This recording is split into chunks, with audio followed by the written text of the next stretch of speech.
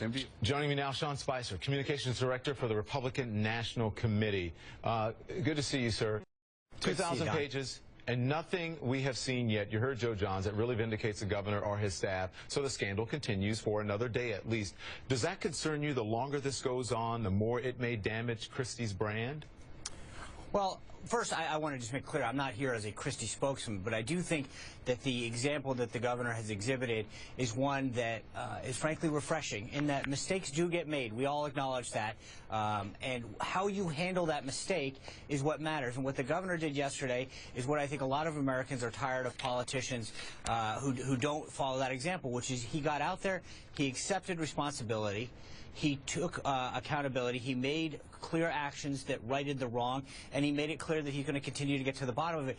It was the kind of leadership that I think we expect and want from our politicians, and that we should be seeing more of. And frankly, as a spokesman for the Republican Party, I would say scandal after scandal that we've had in Washington, D.C., whether it's Benghazi, the GSA, the IRS, et cetera, we're not seeing that same type of behavior exhibited by the Democrats. I mean, Governor Christie stood out there for 108 minutes yesterday, taking every single question from every single person in that room.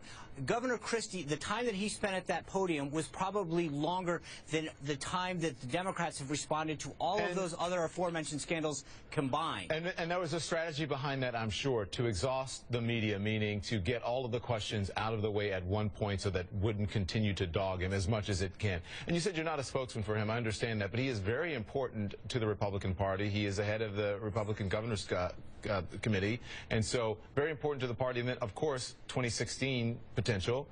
Let's just say that he is vindicated and that he knew nothing about it. What does this say, though, about his management style, and what does that bode, if anything, for 2016? Well, I think it says that he is fallible, that mistakes will happen on his watch, that people will do things that he didn't, but he will be a man of action and a leader that will take things seriously, take immediate action and correct them, and be forthcoming with what happened and try to get all the facts out there.